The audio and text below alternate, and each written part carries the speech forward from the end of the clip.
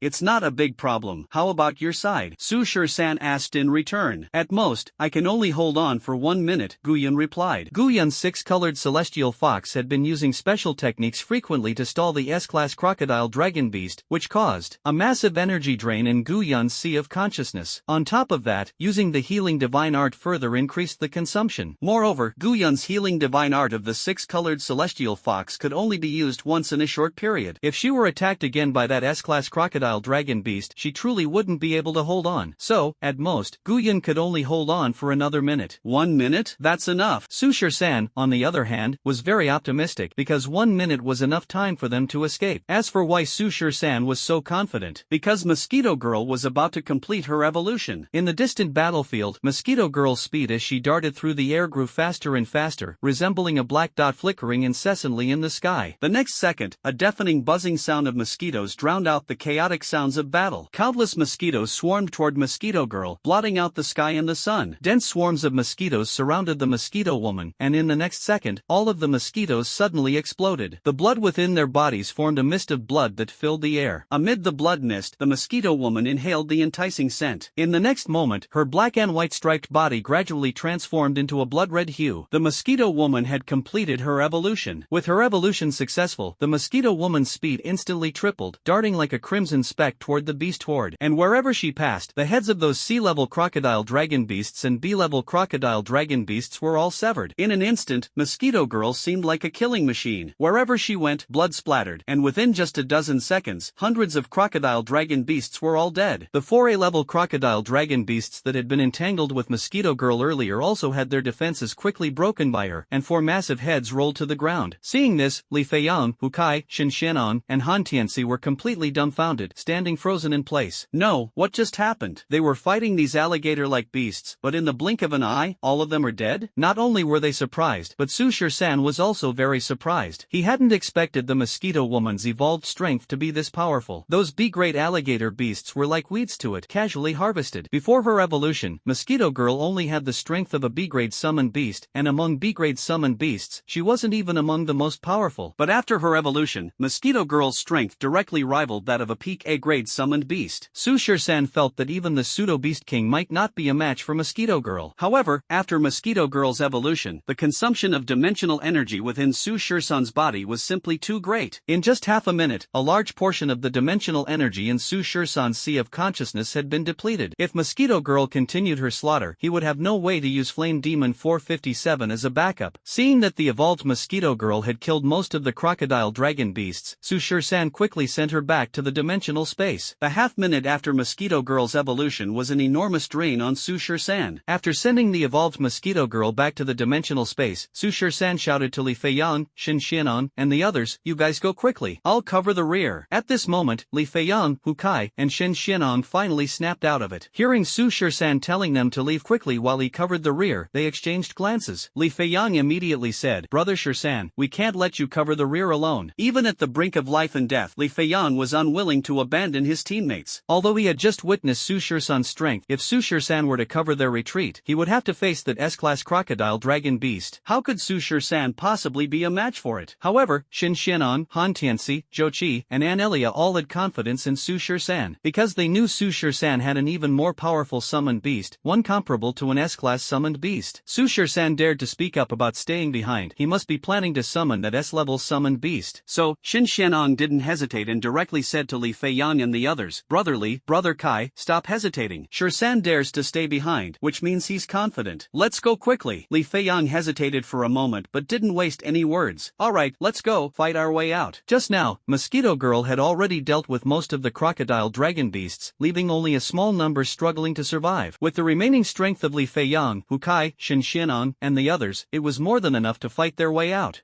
Afterward, Su Shisan shouted to Gu Yun in the distance, "Captain Gu, have your 6-colored immortal fox retreat and quickly leave with everyone else." Hearing Su Shisan ask her to withdraw her 6-colored immortal fox, Gu Yun frowned and said, "If I pull back, who among you can stop this S-class crocodile dragon beast? Once I retreat, we won't even have the chance to escape. You all should leave quickly, the farther the better. I can hold on here for a while longer. Captain Gu, don't push yourself too hard. Trust me, I have a way to hold off that S-class crocodile dragon beast and buy everyone time to escape." Now, with the dimensional energy in Su Shisan's sea of consciousness, he could summon the Flame Demon 457 for nearly a minute and a half. The remaining crocodile dragon beasts were no longer a threat, and this minute and a half was enough time for them to escape. But Gu Yun didn't know that Su Shisan could summon an even more powerful summoned beast. She thought Su Shisan was courting death by doing this. Seeing Gu Yun so conflicted, Su Shisan said nothing, stepped forward, grabbed Gu Yun's small hand, and pulled her along to leave. "Captain Gu, stop hesitating. Quickly have your 6-colored celestial fox retreat. You all go, I'll cover the rear."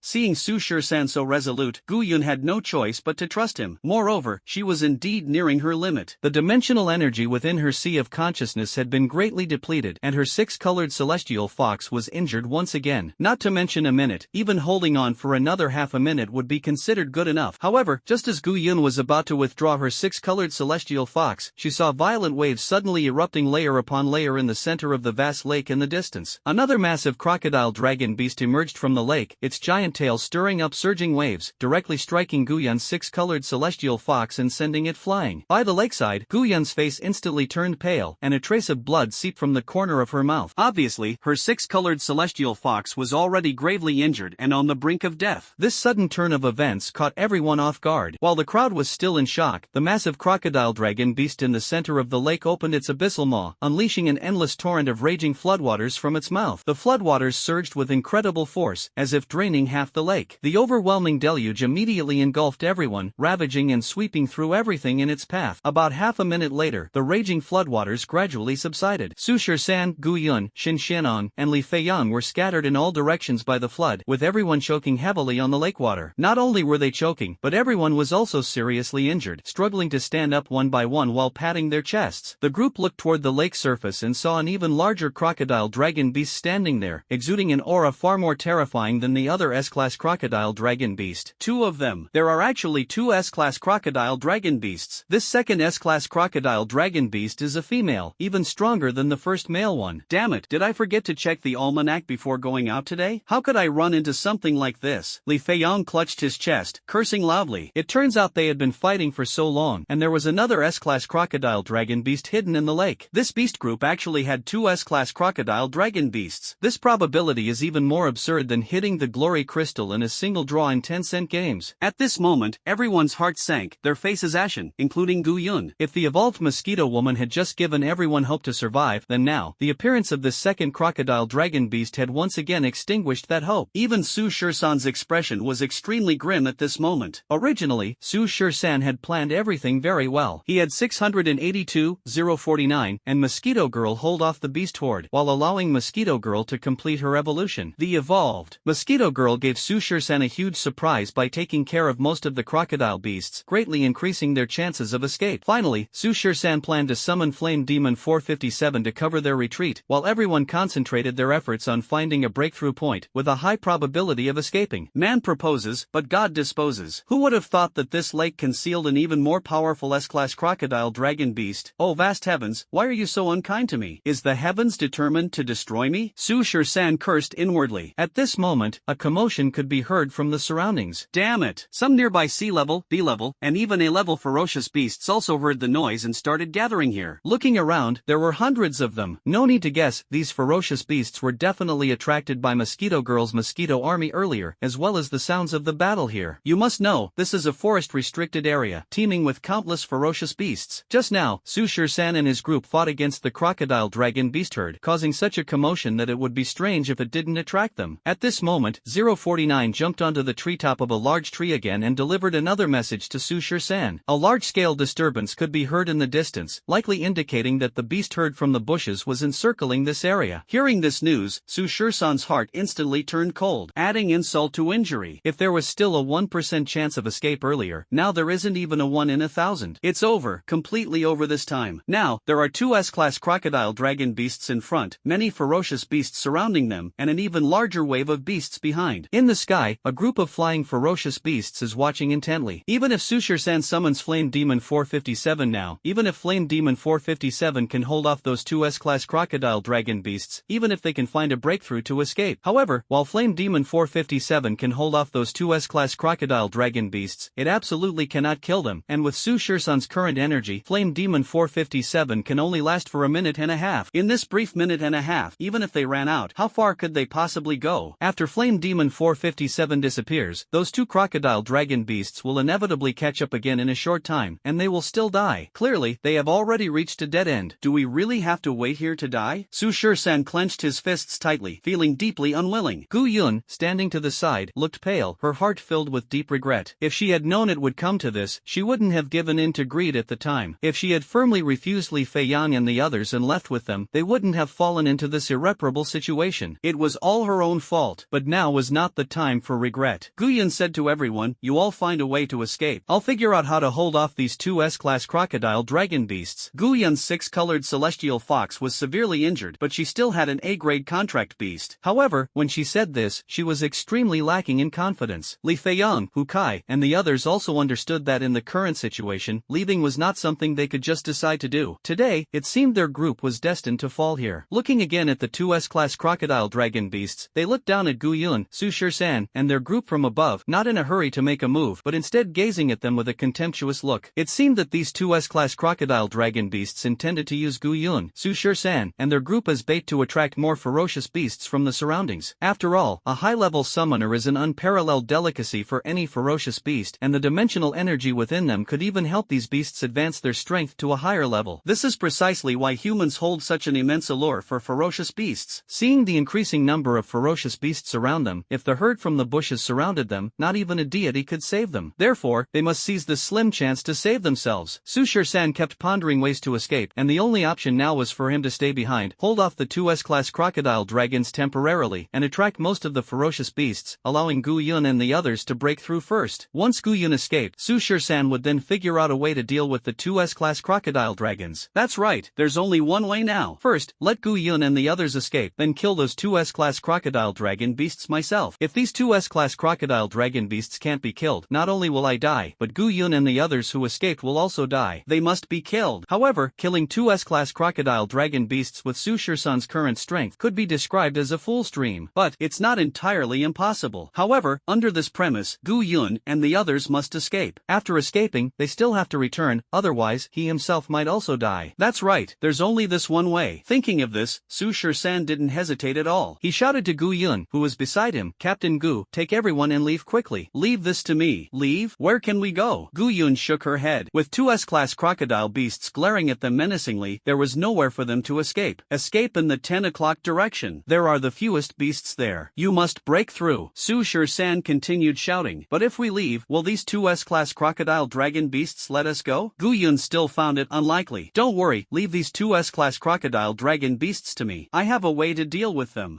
Gu Yun was still hesitant. It wasn't that Gu Yun was indecisive, it was mainly because Su Shur-san's approach did seem like wishful thinking. Two S-class crocodile dragons, how could he deal with them? This was simply an impossible task. Seeing that Gu Yun still hadn't left, Su Shur-san shouted angrily, "Captain Gu, stop hesitating. We're running out of time. There's another beast horde heading this way from afar. If they surround us, we'll all be doomed. Right now, there's still a slim chance of escape. Break through in the 10 o'clock direction, and make sure you fight your way out. I'll have 049 lead the way for you in front. After you escape, you must run at least 5 kilometers. Once you're out, you must come back. If possible, we can all survive." Listening to Su Shur-san's words, Gu Yun was utterly confused. Run 5 kilometers away and then come back, and everyone might survive.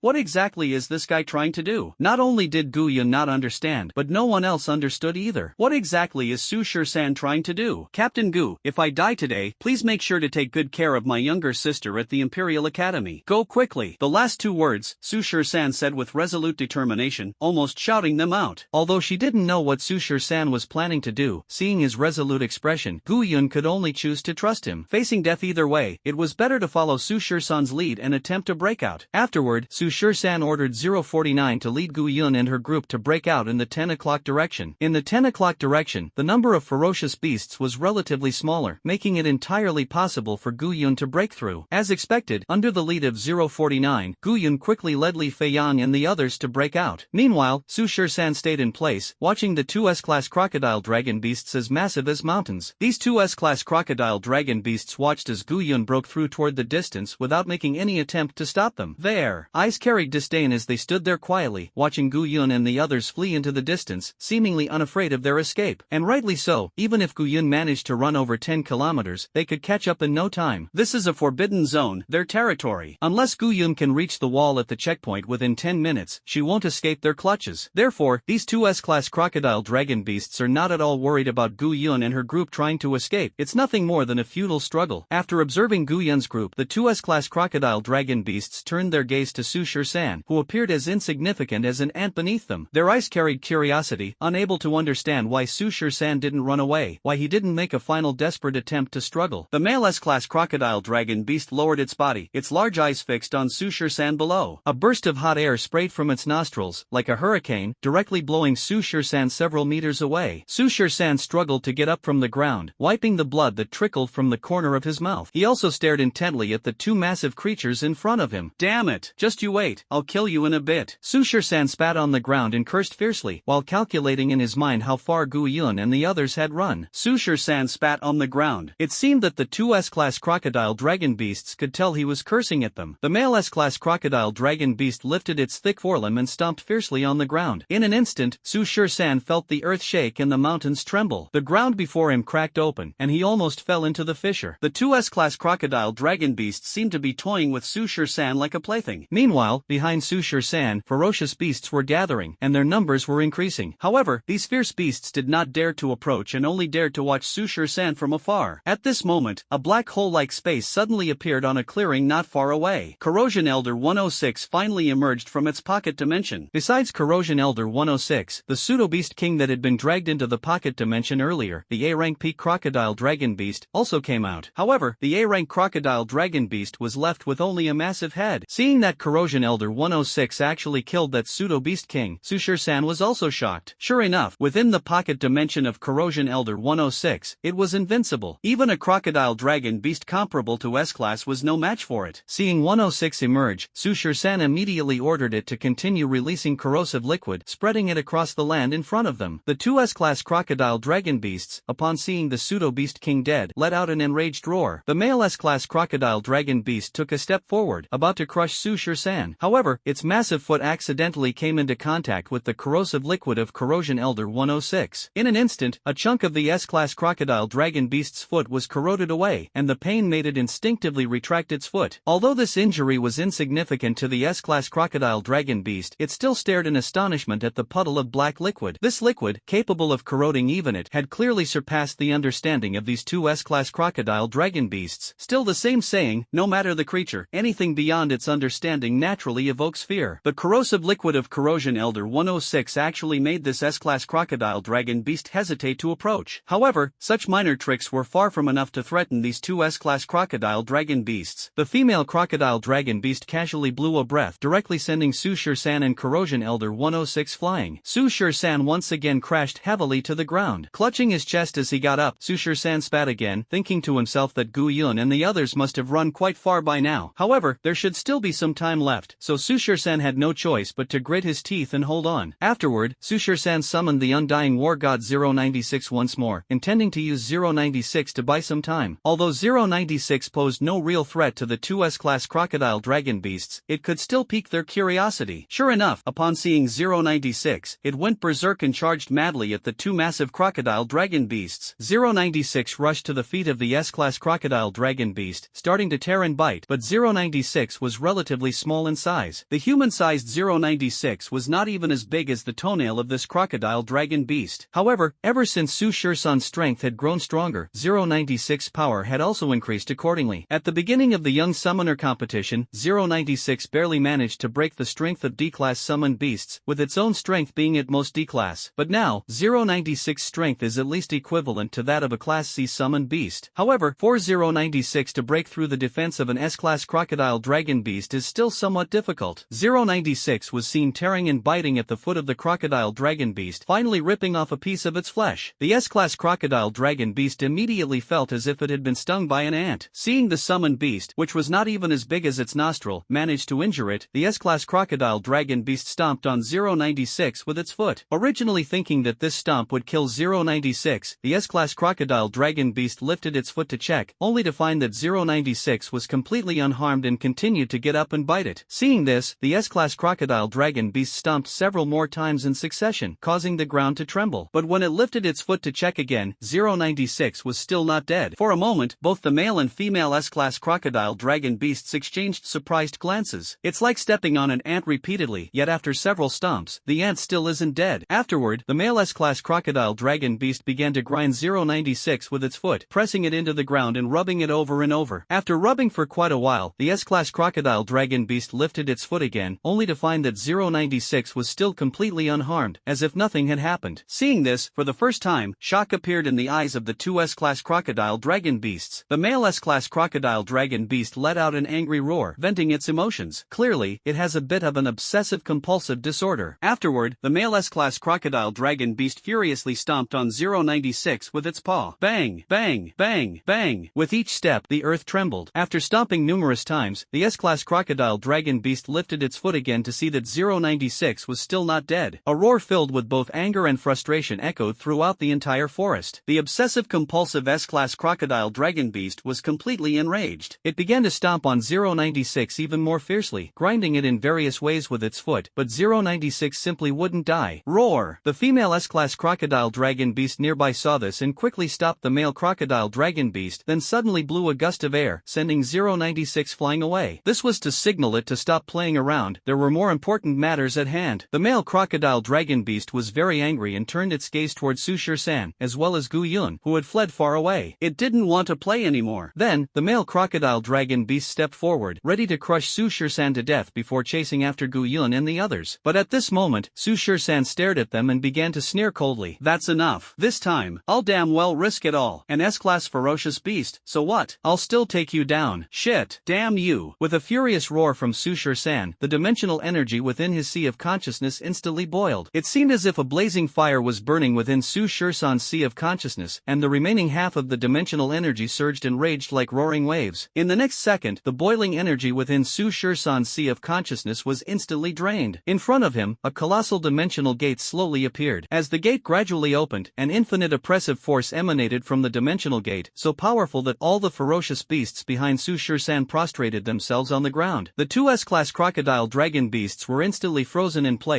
the overwhelming pressure making it hard for them to even breathe, completely deterring them from advancing. From within the dimensional gate, a massive flaming sword slowly emerged. No, to be precise, just a sword tip. This sword tip radiated a dazzling light, accompanied by the scorching heat of flames. As soon as it appeared, the surrounding temperature rapidly soared. The boundless pressure caused the weaker ferocious beasts behind Su Shur-san to explode and die instantly. With a furious roar from Su Shur-san, the dazzling and radiant sword extending from the dimensional gate instantly plunged into the ground. The dazzling, enormous lightsaber pierced the ground, unleashing a powerful shockwave that radiated outward with Su Shur-san at its center. It was as if a world-destroying nuclear bomb had been dropped here, and the immense shockwave instantly swept through everything around it. Fall. Behind Su Shur-san, the ferocious beasts that had been eyeing him greedily, hundreds of them, whether C-level, B-level, or even A-level, exploded and perished in an instant, only to be reduced to dust the next second by the overwhelming shockwave and terrifyingly scorching heat. At the forefront, the two S-level crocodile dragon beasts reacted differently. The male S-level crocodile dragon beast sensed the danger before the lightsaber struck and fled backward, while the female S-level crocodile dragon beast mobilized all the energy within its body. The lake behind it surged, and endless amounts of water from the lake poured forth, forming a towering wave dozens of meters high to shield the S-level crocodile dragon beast. But in the next second, the lake water was instantly evaporated, and the entire body of the female S-class crocodile dragon beast was reduced to dust in an instant. Not a trace of its body, not a drop of blood remained. The shockwave, powerful enough to destroy everything, continued to sweep across. The male S-class crocodile dragon beast that had fled earlier, in its desperate attempt to escape, managed to cover several kilometers in just a few seconds. It must be noted that this S-class crocodile dragon beast, with its massive size, could easily cover hundreds of meters with a single step, so running 2 to 3 kilometers in a few seconds is not surprising. This is precisely why these two S-class crocodile dragon beasts were not concerned about Gu Yun and her group trying to escape. They could catch up within a few kilometers in no time. But no matter how fast it is, how could it outrun the sweep of the shockwave? After running 4 or 5 kilometers, the all-destroying shockwave caught up with the S-class crocodile dragon beast, starting from its tail, then its hind limbs, torso, and forelimbs, instantly turning it into dust. But in the next second, the scorching shockwave capable of sweeping everything abruptly stopped, because Su Shur-san had already collapsed unconscious on the ground. Without Su Shur-san's energy support, the attack of Seraphim 001 could only last up to this point. Gu Yun sighed. Half a minute ago, Gu Yun, along with Li Feiyang, Shin Xinon, and the group, followed 049 in a quick escape. After running about 6 kilometers, 049 was suddenly transported back to the dimensional space. Seeing 049 being transported back to the dimensional space, the group was instantly stunned on the spot. 049 is Su Shur-san's contract beast. It was suddenly transported back to the dimensional space, which only leaves two possibilities. First, Su Shur-san has lost consciousness and fallen into a coma. Second, Su Shur-san is dead. Among these two possibilities, everyone naturally leans toward the latter. After all, Su Shur-san was holding off two S-class crocodile dragon beasts alone. How could he possibly survive? He was using his own life to buy them time. Just when everyone thought Su Shur-san was dead, and as they were grieving for him, a powerful shockwave swept over, instantly blowing them away. Fallen leaves, shattered stones, and dust flying everywhere. The powerful shockwave sent everyone scattering, some slammed hard into the ground, others crashed into trees. Everyone was seriously injured. It took about 10 seconds before they could slowly pick themselves up from the ground. What the hell was that? What just happened? Li Feiyang rose to his feet, utterly bewildered, one hand clutching his throbbing chest while the other brushed dust off his clothes. What exactly was that intense shockwave just now? Could it be that a meteor fell from the sky? If it were any closer, just the aftershock alone might have killed them. Not only were they dumbfounded, but everyone else was also equally stunned. With such a powerful aftershock, what exactly happened over there? Then, the group of people hurriedly ran back with curiosity. curiosity. The crowd ran back not only out of curiosity but also because Su Shur-san had instructed them that after they ran out, they must run back again. This way, everyone might survive. Although they didn't understand why, Su Shur-san had bought them time to escape, and no matter what, they had to go back and see, even if it meant dying upon their return. Moreover, the location where the aftermath originated happened to be by the lakeside. What on earth happened over there? But just as they were returning the way they came with confusion, they saw that almost all the trees around the path had collapsed. Not only the surroundings, looking as far as the eye could see, the trees within a few kilometers were basically all snapped in half, which was enough to show how powerful the aftermath had been. Their curiosity grew even stronger, and after they had retraced their steps for about a kilometer, they suddenly witnessed a scene they would never forget in their lifetime. Right before their eyes, the once lush forest had astonishingly turned into a barren wasteland. Trees, flowers, grass, stones, even the moss on the ground, the birds, fish, and insects, everything within sight had vanished, all turned to dust. Even the ground before them had become a scorched, dark brown color. As far as the eye could see, within a radius of several kilometers, this vast circular area was utterly barren. My goodness, oh my dear heavens, what on earth happened here? What kind of disaster is this? Did a damn meteor really fall? Li Feiyang widened his eyes, staring in disbelief at the scene before him. If Li Feiyang remembered correctly, this seemed to be the road they came from. But how did the dense forest from just now suddenly turn into this? Hu Kai, Shin Xianon, Han Tianxi, and the others were also so shocked that their jaws nearly dropped. My goodness, what happened? What's going on here? Did a meteorite really fall? This commotion, could it be caused by those two S-class crocodile dragon beasts? Impossible. Even if those two S-class crocodile dragon beasts are strong, they couldn't unleash an attack like this. For a moment, everyone's eyes were about to pop out. Within a few kilometers, the land was scorched red, with not a blade of grass in sight. Could this be the work of Su Shur-san? That's impossible. Although Shin Xianong and the others knew that Su Shur-san had a summoned beast comparable to an S-class, even an S-class summoned beast couldn't unleash such a world-destroying attack. In an instant, all living creatures within a few kilometers were annihilated, flowers, grass, and trees reduced to dust. This is something an S-class summoned beast simply cannot achieve.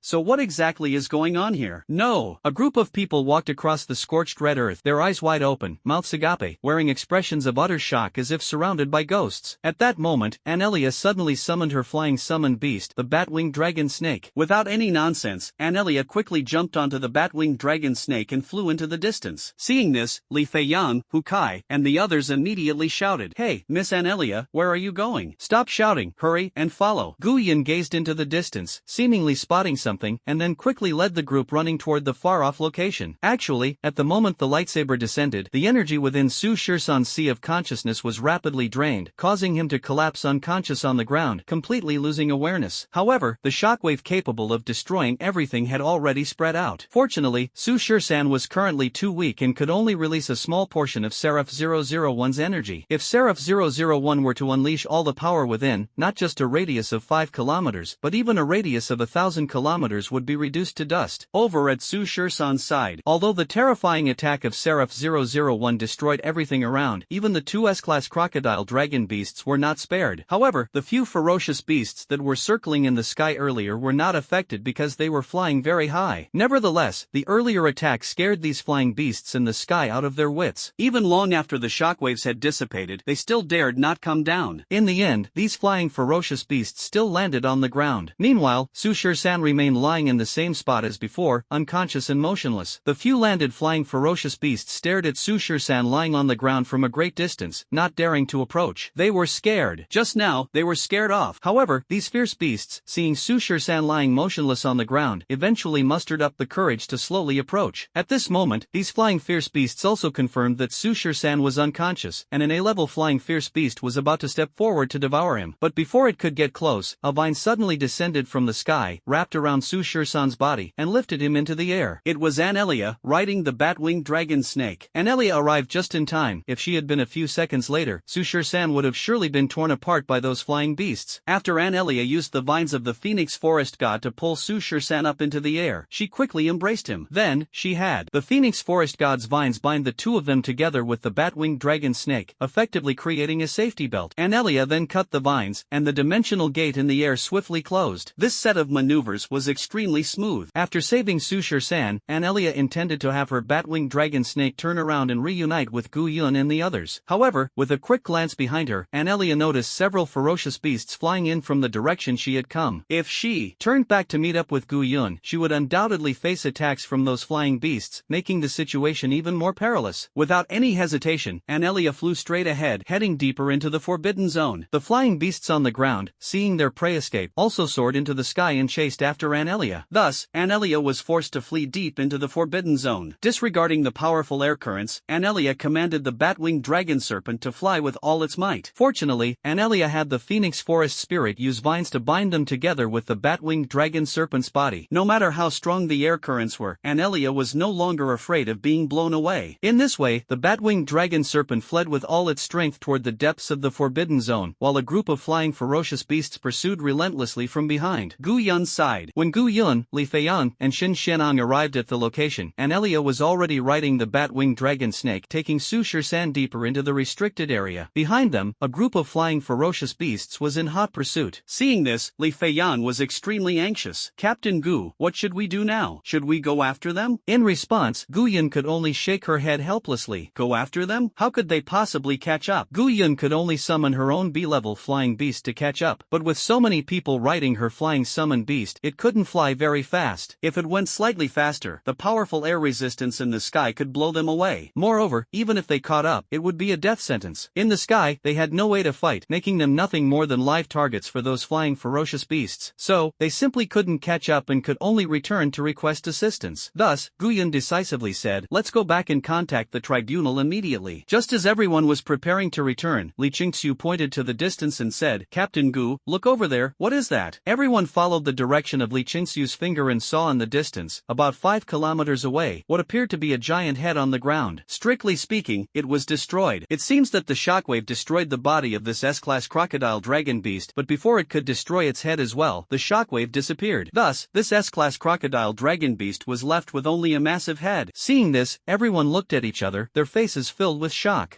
What on earth is going on? This male S-class crocodile dragon beast is actually dead. What about the female one? Could it be, it's dead too, but didn't even leave a corpse behind? 2 S-class crocodile dragon beasts were killed instantly. Who did this? Everyone's hearts were both shocked and puzzled, because they really couldn't figure out who did this. But everyone unconsciously thought of Su Shisan. When all the wrong answers are eliminated, even if the remaining answer seems inconceivable, it is still correct. The culprit behind all this might be Su Shisan. This guy. What kind of monster is he? Could he be a nuclear bomb? Did he just explode on the spot? However, now was not the time for everyone to dwell on these doubts. Gu Yun immediately ordered, "Cut off the horn of this S-class crocodile dragon beast and return to the checkpoint at once." After all, everyone was still in the forbidden zone. The commotion just now was so loud that if it attracted another wave of ferocious beasts, they would be doomed. Afterward, the group cut off the pair of massive horns from the S-class crocodile dragon beast and had Zhou Qi's tree demon carry them. Then, they quickly returned to the checkpoint. Of course, Gu Yun couldn't bring the pair of crocodile dragon beast horns back inside the checkpoint. She ordered the group to bury the horns of the S-class crocodile dragon beast at the secret base. The group then returned to the checkpoint once again. Upon returning to the checkpoint, Gu Yun wasted no time and contacted the Special District Military, reporting the day's events in full detail to the commander. Commander Ni of the Special Zone Army was even more shocked when he heard that Gu Yun and her team had encountered 2 S-class crocodile dragon beasts and survived unscathed. Those were 2 S-class crocodile dragon beasts. Even if he encountered them in the restricted zone, his chances of survival would be slim. Later, when Commander Ni learned that Su Shisan from the team and Anelia from the Eagle Nation team had not returned but instead fled deeper into the restricted zone, his heart skipped a beat. It's over. This time, things have escalated. The members of the Eagle Nation team disappeared along with the Dragon Nation squad, and this is a big deal. Although Commander Nye doesn't know Anelia's identity, since she is a member of the Eagle Nation hunting squad, she must undoubtedly be an extraordinary talent of Eagle Nation. She joined the Dragon Nation squad as an exchange member, and if she goes missing or dies within the Dragon Nation squad, how could the Eagle Nation team possibly let it go? They might even think that the Dragon Nation team deliberately caused the death of their Eagle Nation team member. The Dragon Nation team is simply beyond reasoning. No, such a major issue must be reported to the tribunal immediately. Thus, Commander Nye of the 3rd Special Zone promptly reported the matter to the Dragon Nation Tribunal. At the Dragon Nation Tribunal, the one handling this matter was Secretary Zhang under Elderly. When Secretary Zhang heard that Su Shisan and a member of the Eagle Nation had gone missing and fled into the forest's restricted zone, he was instantly shocked and alarmed. Of course, Secretary Zhang also didn't know Anelia's identity. He wasn't frightened by Anelia's disappearance, but rather because of Su Shisan, because he knew Su Shisan's identity. Currently the youngest and most talented summoner in Longwa, valued by Elderly, heavily trained by the tribunal, professional and supported by countless resources. He won the championship for Longwei in the Summoner Tournament, breaking over 20 years of decline for Longwa, defeating the entire Eagle Nation team single-handedly. Some time ago, at the Imperial Capital Academy, he single-handedly fought against more than 30 S-level Academy students, summoning an S-level summon beast with C-level strength dominating the entire scene. It can be said that the Judgment Academy has placed very high hopes on Su Shur-san, treating him as an S-level or even SS-level summoner for cultivation, but he actually disappeared. This is a monumental event. Afterward, Secretary Zhang did not dare to delay and immediately went to Mr. Li's office. Secretary Zhang didn't even knock on the door and directly walked in. Mr. Li, something terrible has happened. What happened this time? Mr. Li frowned. Ever since the last Dongxiang incident, Old Li couldn't help but feel a pang of anxiety whenever he heard the words something terrible has happened. Old Li, Su Shur-san went missing at the third checkpoint in Japan while out hunting ferocious beasts, Secretary Zhang immediately explained. What? Old Li stood up abruptly. Old Li was aware that Su Shur-san had joined the hunting squad. It was something he had personally approved. However, Elder Li also understood that the hunting squad was led by Gu Yun, the youngest corps commander of their dragon nation. Logically speaking, even if any danger arose, Gu Yun should be able to handle it. How could Su Shur-san possibly go missing? What exactly happened? Speak clearly. It's like this. I just received a radio message from General Nye of the Border Special Zone. He said that Commander Gu led the hunting squad members deep into the Forbidden Zone to hunt ferocious beasts. They discovered a twin lotus plant, and during the struggle to seize it, they encountered two S-class crocodile dragon beasts. Su Shur-san stayed behind voluntarily to cover the retreat of the other members and block the beasts. General Nye didn't elaborate on what happened afterward, but in the end, a member of the Eagle Nation team, riding a flying ferocious beast, rescued the unconscious Su Shur-san and fled deeper into the Forbidden Zone. His whereabouts are currently unknown, Secretary Zhang immediately explained. Deep into the Forbidden Zone? Why would they go deep into the Forbidden Zone? Elder Li asked further. Mr. Li, you forgot. It was the Wokoku military deliberately targeting our Dragon Nation's hunting squads, killing off the fierce beasts in the areas outside the restricted zone. I think that's why Captain Gu led the team deep into the restricted zone, Zhang Mi reminded. Hearing this, Mr. Li, who had been momentarily anxious just now, immediately remembered. The matter of the Wokoku military deliberately targeting their hunting squads was something Mr. Li was naturally aware of. Their tribunal had even specifically sent people to the Holy City's tribunal to demand an explanation, but it was completely useless. Thinking of this, Mr. Li couldn't help but angrily exclaim, those Wokoku dwarfs. If anything really happens, I won't let them off. Mr. Li, what should we do now? Along with Brother 13's disappearance, a member of the Eagle Nation team is also missing. If the Eagle Nation finds out, how will we explain this? I will personally send someone to negotiate with the Eagle Nation about this matter. Right now, the most important thing is to rescue them. Go inform Director He and have him personally lead a team to the restricted area. We must find Su Shur-san. Alive, we must see the person. Dead, we must see the body. The third checkpoint where the Woku army is stationed. Gu Yun stayed in her room, looking at the twin lotus and dozens of three-leaf spirit-gathering grass in front of her, filled with regret. These twin lotus and three-leaf spirit-gathering grass were naturally taken along when everyone fled. They had thought they would all die there, but unexpectedly, they survived. It's just, yes, sir. Su Shur-san's fate is unknown after saving them. Anelia fled to the depths of the Forbidden Zone for Su Shur-san, and was even chased by a group of ferocious beasts during her escape. The two are estimated to have a slim chance of survival. It's not just a slim chance of survival. In that situation, it was almost certain death. Thinking of this, Gu Yun felt a sharp pain in her chest. It was all because of herself, all because she couldn't resist the temptation. If only she had turned around and left with everyone at that time, without coveting this twin lotus, Su Shur-san wouldn't have died. It was her fault that she harmed them. Captain Gu, are you okay? Come out and have something to eat. Outside the room, Shin Xianon and Li Feiyang stood at the door, worried. Since returning, Gu Yun had locked herself in the room, refusing to eat or drink for 2 days now. This had Shin Xianon deeply distressed. Captain Gu, the commander just called via radio. He said the tribunal has already sent people over, and the commander himself will assist them in searching the restricted area for the 13 brothers. Should we come out to greet them? Li Feiyang said from outside the door. Shortly after Li Feiyang finished speaking, the door creaked open. Gu Yun finally came out, her stunningly beautiful face full of exhaustion. When will the commander and the others arrive? I want to join them in the search and rescue. They'll be here soon, Li Feiyang replied immediately. Alright, follow me down. A certain area deep within the restricted zone. When Su Shur-san regained consciousness, he felt a soreness all over his body. He struggled to open his eyes, and the things before him gradually transitioned from blurry to clear. Scanning his surroundings, Su Shur-san felt slightly surprised, as this was a thatched hut, with even the roof made of straw. The bed he was lying on was merely a few wooden planks pieced together, covered with straw, which was surprisingly soft. A few days later, upon waking up, Su-Shur-san's first thought was to recall what had happened before he lost consciousness. Su-Shur-san remembered successfully summoning Seraph 001, but the excessive energy consumption caused him to pass out immediately. As for whether the two S-class crocodile beasts were dead, whether Gu-yun and the others had escaped, or why he ended up here, Su-Shur-san had no idea. Just as Su-Shur-san was about to call out for someone, he suddenly realized that his sea of consciousness was completely empty, devoid of any dimensional energy. What's going on? What happened? Su-Shur-san immediately sat up and once again sensed the dimensional energy within his sea of consciousness. However, even after sensing it again, the energy within Su-Shur-san's sea of consciousness was still completely empty. At this moment, Su-Shur-san was utterly panicked. He hurriedly speculated whether this time the consumption was too great, and during his unconscious state, his sea of consciousness was unable to actively absorb the surrounding dimensional energy, leaving it completely empty. So, Su-Shur-san tried again to see if he could cultivate normally. He sensed the surrounding dimensional energy, then activated his sea of consciousness and began to absorb. However, while he could sense the dimensional energy, he was unable to absorb it. In other words, Su-Shur-san's sea of consciousness could no longer absorb dimensional energy.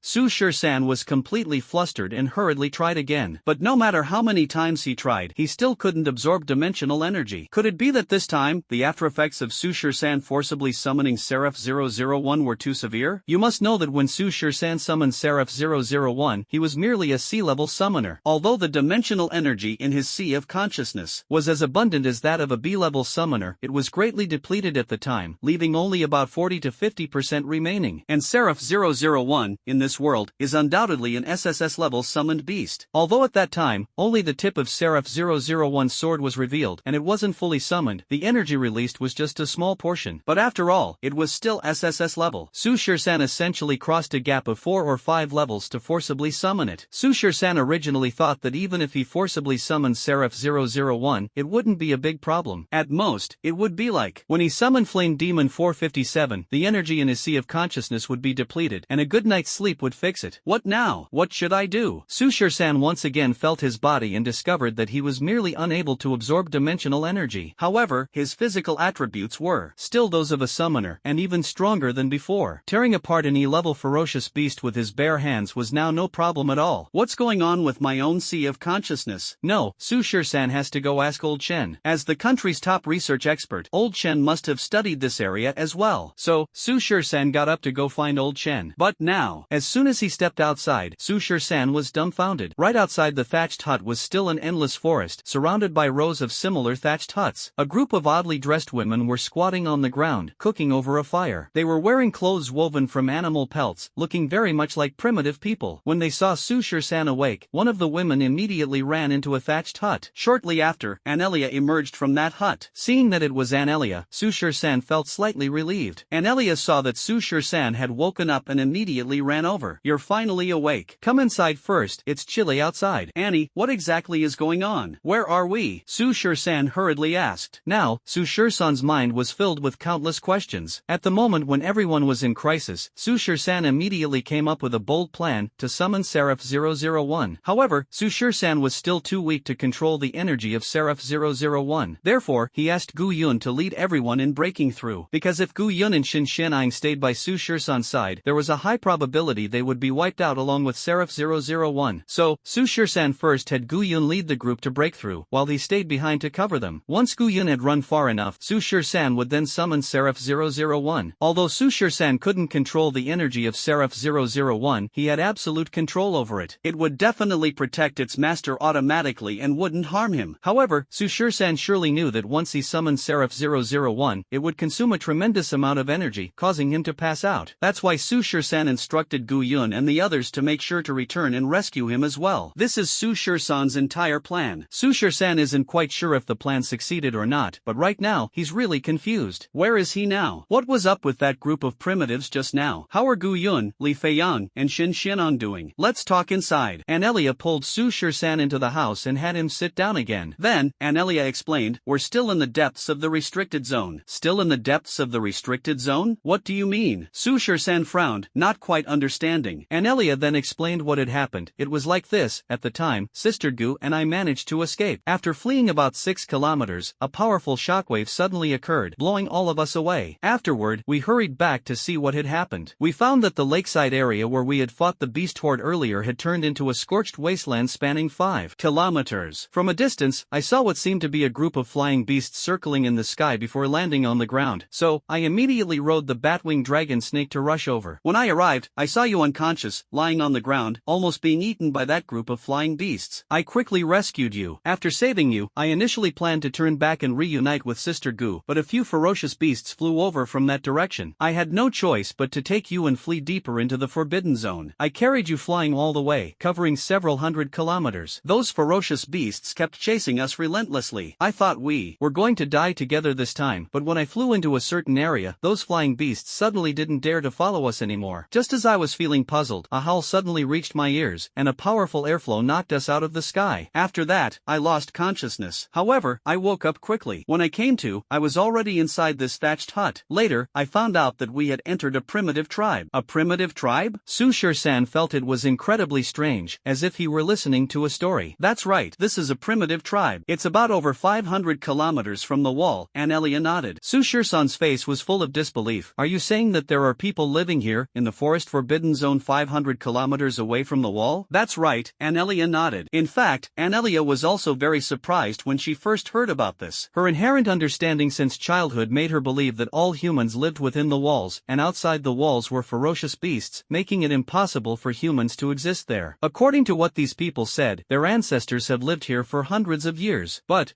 this is the forbidden forest. There are many ferocious beasts around. How could they possibly live here safely? Su-Shur-san continued to ask. They are just like us. They can absorb dimensional energy to cultivate. Many people in their tribe are summoners, and there are even some powerful summoners. Not only that, but according to them, they also have a divine beast that has been protecting their tribe all along. That's why they can live here safely, and the other ferocious beasts in the Forbidden Zone don't dare to come near this place, Anelia explained. A divine beast is guarding this place? Su-Shur-san frowned, feeling it was utterly unbelievable. That's right. According to what they said, it seems so. I suspect that the so-called divine beast is probably an S-class ferocious beast, or even an SS class. 1. This beast has been protecting them here, which is why they've been able to live safely in this place all along, Anelia offered her speculation. Hearing this, Su-Shur-san indeed found his worldview completely overturned. Ever since Su-Shur-san transmigrated here, he had inherited all the memories of the original owner. Like Anelia, in his understanding, all humans lived within the walls, and the outside of the walls had already been occupied by ferocious beasts. Unexpectedly, in the forbidden forest hundreds of kilometers outside the walls, there were humans living just like them. At this moment, Anelia explained again, according to what they said, their tribe is called the Haiching clan, and their ancestors have carried the surname Yin for generations. Their language is almost identical to that of your dragon kingdom, and their skin tone and facial features are also very similar to those of your dragon kingdom. Hearing this, Su-Shur-san also speculated that Yin is a surname unique to the dragon kingdom. This group of tribal people must be compatriots left behind from the dragon kingdom. They do have one difference from us, though. Although they can absorb dimensional energy, cultivate, and possess a sea of consciousness, their sea of consciousness lacks a contract slot, so they cannot perform summoning, Anelia explained. Cannot perform summoning? What's going on? Su-Shur-san asked again, looking puzzled. This was something he had never heard of before. Being able to cultivate by absorbing dimensional energy but unable to summon, how is that possible? I don't know why either, but according to them, although they cannot summon, they can form contracts with ferocious beasts through a special method, making the beasts their summoned creatures, Anelia continued to explain. This, Su-Shur-san only felt even more baffled. Unable to summon, yet able to form a contract with ferocious beasts through special means, this is somewhat bizarre. However, Su-Shur-san thought about it and realized that after obtaining the system, his sea of consciousness also didn't have a contract slot, and he could only summon the beasts provided by the system. If he didn't have the system, wouldn't Su-Shur-san be just like these people? Thinking of this, Su-Shur-san no longer found it strange. This world is vast, and there is no lack of wonders. Also, apart from their Haiching tribe here, there is another tribe about 100 kilometers to the west called the Dongqing tribe, and another tribe to the north called the Mir tribe. In this forbidden area, there are a total of 3 tribes, and according to them, the other 2 tribes also have their own guardian beasts. The cultivation methods of the other 2 tribes are similar to this tribe. They also don't have contract slots in their sea of consciousness and can only form contracts with fierce beasts through special methods, Anelia continued to explain. This information was all gathered by her over the past few days from Yen Linger. Hearing this information again, Su-Shur-san was no longer surprised. He then asked, how many days have I been unconscious? 7 days, Anelia replied. 7 days? Su-Shur-san frowned in surprise once more. Previously, Su-Shur-san had fainted twice, both times due to the immense energy consumption from summoning Flame Demon 457. Unexpectedly, this time he was unconscious for 7 days and nights. By the way, what about Captain Gu and the others? Are they okay? Sushir-san asked again. Sister Gu and the others should be fine. They likely managed to return to the checkpoint successfully. However, they probably all think that we are already dead, Anelia said with a smile. Hearing that Gu Yun, Shin Shinong, and the others were safe, Sushir-san also breathed a sigh of relief. Thank heavens, everyone is safe. He and Anelia also survived. Although this is deep within the restricted zone, returning to the other side of the wall is not difficult. Because Sushir-san has 049, as long as 049 leads the way in the forest, they can return to the other side of the wall within a day or two. However, Sushir-san suddenly realized that the dimensional energy within his consciousness was completely depleted, making it impossible to summon. Thinking of this, Sushir-san suddenly felt a trace of despair. What if his consciousness could never recover from now on? Wouldn't he become a useless person? There must be a way. If it really doesn't work, go back inside the walls and ask Old Chen for help. Old Chen will definitely have a solution. At that moment, Anelia suddenly asked again, by the way, what exactly happened that day? Why did the area by the lake turn into a barren land? Was that your doing? Faced with Anelia's question, Sushir-san pulled out a faint bitter smile. That's right, it was indeed Sushir-san's doing. Although Sushir-san did not witness the scene with his own eyes, he knew it was caused by the terrifying energy of Seraph 001. Sushir-san did not deny it. No, impossible. That's right, I did it. Hearing Sushir-san admit it, Anelia was not surprised, as she had already guessed it. Apart from Sushir-san, it couldn't have been anyone else, and there was no one else there at the time. How on earth did you do it? You, guy, just how many secrets are you hiding? Anelia stared at Sushir-san and questioned. One day, you'll understand. Sushir-san didn't tell Anelia. This was his secret, and of course, he wouldn't say. In response, Anelia just smiled and didn't press further. As Sushir-san said, one day she would understand. By the way, since I'm awake, let's hurry back. All the dimensional energy in my sea of consciousness has disappeared. I want to go back immediately to see what's going on. Sushir-san had already regarded Anelia as his most trusted companion and had even shared his physical condition with her. Not to mention anything else, just the fact that Anelia dared to risk her life to save him while he was unconscious made Sushir-san deeply grateful. If it weren't for her, Sushir-san might have long become a pile of excrement from a ferocious beast. All the dimensional energy has disappeared? What's going on? Hearing Sushir-san say this, Anelia also furrowed her brows. Over the past few days, she had also examined Sushir-san's physical condition. Apart from being in a constant coma, Sushir-san had no injuries on his body. But how could this be? I don't know what happened either. When I woke up, there wasn't a trace of dimensional energy in my sea of consciousness, and I couldn't actively absorb it. I couldn't even summon anything, Sushir-san said with a wry smile. This time, he had really gone too far. Next time, he wouldn't dare summon Seraph 001 even if his life depended on it. Anelia also found it strange. Under normal circumstances, when a summoner's contracted beast dies, their sea of consciousness will be severely damaged, with a very small probability of being unable to cultivate as a result. Could it be because of this reason? Just as the two were puzzled, a little girl suddenly entered the room. This little girl looked even younger than Anelia, about the same age as Lin Yaya and Shinjiji. She was dressed in a tiger skin skirt sewn from tiger pelts, with shiny black hair tied into a long ponytail. The skin was a very healthy wheat color, much darker compared to Anelia. However, the little girl's face was extremely beautiful, with a pair of large, lively eyes.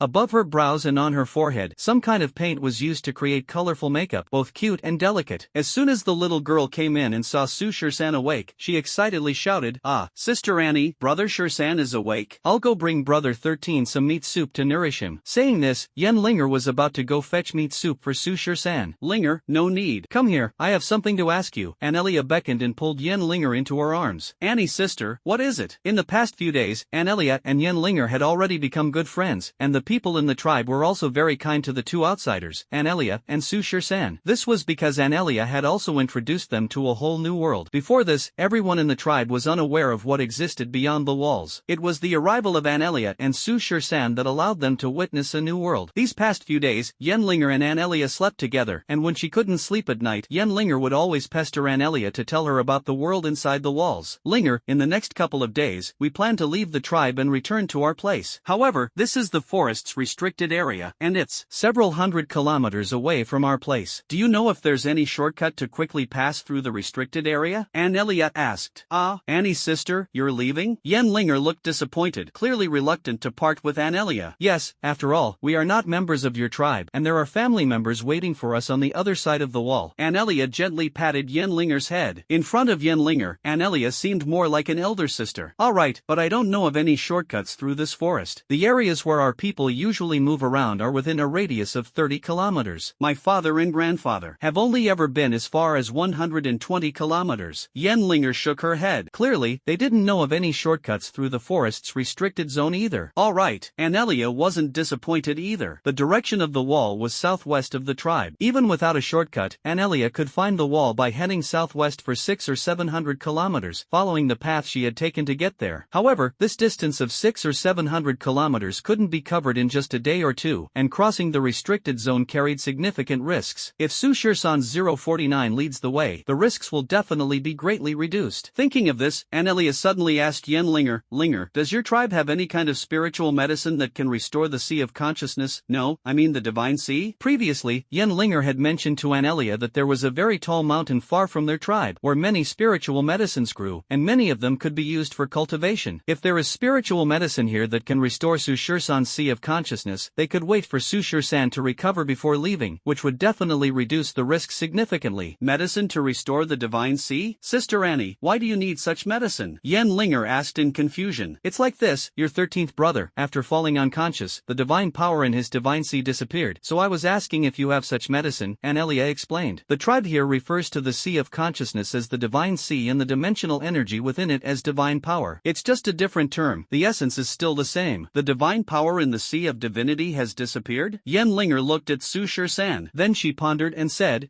Sister Annie, I don't know if there is any spiritual medicine in the clan that can restore Brother Shirsan's Sea of Divinity, but I can ask my dad and grandpa. If there is, I'll have them give it to Brother Shirsan. Linger, thank you so much. Anelia immediately expressed her gratitude. Yenlinger's grandfather is the chief of the Haiching clan, overseeing the entire tribe. If such a spiritual medicine truly exists within the tribe, then Su Shirsan would have hope for recovery. Thinking of this, Anelia decided to let Yenlinger ask. Annie, you're too kind. My dad and grandpa will be back from hunting this afternoon. When they return, I'll ask them for you. Alright, Linger, you're so good to us. Anelia continued to express her gratitude. Annie, you're too kind. Looking at the little girl in front of him, dressed in a tiger-skin skirt and as delicate and adorable as a beautiful primitive person, Su Shirsan couldn't help but like her very much. He just didn't know whether their tribe had this kind of spiritual medicine. If not, Su Shirsan didn't want to stay here for even a moment longer and wanted to return immediately to seek help from Old Chen, the third checkpoint guarded by the Hua Nation's army. Several days ago, Commander Nye of the 1st Special District of Long Nation, along with Director He, who oversees the 13th District of Long Nation, an S-rank summoner, an SS-rank summoner, and dozens of A-rank summoners, arrived here. At that time, when Director He and General Nye arrived, they gave the Hua Nation's army quite a scare. They thought the Dragon Nation had come to cause trouble, but it turned out they were just looking for someone. Although the Hua Nation's army did not cooperate with Director He and General Nye to enter the forest's restricted area to search for the person, they also did not dare to obstruct them. Subsequently, Director He and General Nye, leading dozens of A-level summoners under Gu Yun's guidance, headed deep into the restricted area to search for the person. At that time, Anelia had fled on a flying summoned beast in the northeast direction, which Gu Yun remembered clearly. It was exactly the opposite direction of the checkpoint. So, over the past few days, the group followed this direction and kept venturing deeper into the restricted area. On the other side, with an SS-level summoner overseeing, no ferocious beasts dared to come and disturb them. Over these days, the group ventured 300 to 400 kilometers deep, searching day and night in a fan-shaped area, but ended up finding nothing at all. Helplessly, Director He and General Nye could only lead the team back, because going any deeper would be the Forbidden Zone within the Forbidden Zone, where many high-level ferocious beasts reside. Even with Director He, an SS-level summoner, holding the line, the risks are still significant. Moreover, after searching for so many days, everyone had already lost hope. According to Gu Yun, when Anelia fled toward the depths of the Forbidden Zone, there were over a dozen flying ferocious beasts following her, including even 2 A-level flying ferocious beasts. The probability of Anelia and Su Shirsan surviving is extremely low. They might have already been devoured by the ferocious beasts. Therefore, both Director He and Commander Nye believed that Su Shirsan had no chance of survival. After returning, Director He reported to the tribunal, stating outright that Su Shirsan had not been found. Not only that, but Director He also left directly, as his usual official duties were far too numerous for him to spend more time here. Meanwhile, Commander Nye stayed behind to continue searching for Su Shirsan and Anelia. Over there, Secretary Zhang from the tribunal also received the news that Su Shirsan had not been found. Secretary Zhang immediately relayed this bad news to Elderly and also informed Elder Chen. Upon hearing that Su Shirsan had not been found, Elderly was deeply troubled. In his heart, he had always regarded Su Shirsan as someone to be nurtured as the future Commander Nyi or the future Director He. But now, their Dragon Kingdom's best genius, the best prospect, has gone missing. Moreover, it is highly likely that they have perished prematurely. Thinking of this, Old Li felt immense sorrow. After hearing this news, Old Chen was also deeply grieved. Since the last time Su Shisan won the championship in the Summoners Tournament, Old Chen has truly treated Su Shisan as his final disciple. Over on Old Li's side, apart from the heartbreak over Su Shisan's disappearance, there was another matter troubling him. That was, in addition to Su Shisan's disappearance, a member of the Eagle Nation team had also gone missing, and their Dragon Nation had yet to inform the Eagle Nation about it. This matter, they really didn't know how to explain to the Eagle Nation. However, there is no wall in the world that doesn't let the wind through. The matter of Anelia and Su Shisan's disappearance gradually spread from the Hua Nation's army to the Eagle Nation's team. The Eagle Nation representative at the previous competition, who was also Anelia's bodyguard since childhood, Brayden, who had escorted Anelia here earlier, immediately came to the third checkpoint to confirm upon hearing the news. When Brayden arrived at the third checkpoint, he happened to run into Li Feiyang, Shin Shinong, and their group. But now, seeing them, Brayden questioned coldly, "You are the Dragon Nation's hunting squad, right? Where is Miss Annie from Eagle Nation?" Li Feiyang, Shin Shinong, and Hu Kai recognized Brayden. The last time Anelia came, it was Brayden who brought her over, and everyone had welcomed her then. Seeing people coming from Eagle Nation, Li Feiyang, Hu Kai, and Shin Shinong exchanged glances. Now that Anelia was missing and most likely already dead, what should they say? Li Feiyang had no choice but to reply reluctantly, "Officer, Miss Annie, she has gone missing." As soon as Li Feiyang finished speaking, there was a loud boom, and a dimensional gate instantly opened behind Brayden. A powerful pressure swept through, blasting Li Feiyang and the others away. Li Feiyang got up and said angrily, "Miss Annie's disappearance is something none of us wanted to happen. How could you resort to violence?" "Violence? The fact that I haven't killed you all is already merciful." Brayden's face was icy cold. At this moment, the commotion on this side also alerted Commander Nya. Commander Nya was just about to take Gu Yun to continue searching for Su Shisan in the restricted area when he heard the commotion here and quickly rushed over. "Brayden, how bold of you! As an S-class summoner, attacking the younger generation of our Dragon Nation in public, are you completely disregarding me? Commander Nya, what are you doing here?" Brayden frowned. "I am deeply saddened by the disappearance of your country's member. Our Dragon Country team has also lost an outstanding member, and I came here specifically to search and rescue them. Since Anelia went missing on the Dragon Country team's side, no matter how you look at it, the Dragon Country was at fault." Therefore, Commander Nya dared not speak too aggressively when facing Brayden. "Missing?" Brayden sneered, his inner anger surging. "Since you knew that Miss Annie from our Eagle Country went missing, why didn't you notify us immediately? Do you know?" Halfway through his sentence, Brayden suddenly stopped abruptly, then angrily said, "With you useless people from the Dragon Kingdom, why didn't you notify us in the Eagle Kingdom for rescue at the first moment?" "Brayden, watch your words," Commander Nya also said angrily. "Fine, just you wait. If anything happens to Princess Annie, the Dragon Kingdom can prepare to face the wrath of the Eagle Kingdom." After saying this, Brayden wasted no more words and directly summoned his flying beast to leave the place. Princess Anne has gone missing, and he immediately went back to inform President Jones. After Brayden left, Li Feiyang, Hu Kai, and Shin Shinong exchanged glances, because just now, they had heard Brayden address Anelia as a princess. What did he just call Anne? Seems like a princess. At this moment, Commander Nya, standing nearby, also reacted, and his expression changed drastically, because he seemed to have heard that President Jones of Eagle Nation supposedly had an only daughter. Could it be Eagle Country? Inside a white palace, a very handsome blonde man was handling official duties in an office. Suddenly, a young man dressed in an assistant's uniform entered the office. "Mr. President, Colonel Brayden just contacted your private radio, saying there's something very important to inform you about." "Oh, what is it?" The blonde man raised his head, frowning. Colonel Brayden said that some time ago, Princess Anne joined the hunting squad, and later went as an exchange team member to the Dragon Nation team, and then,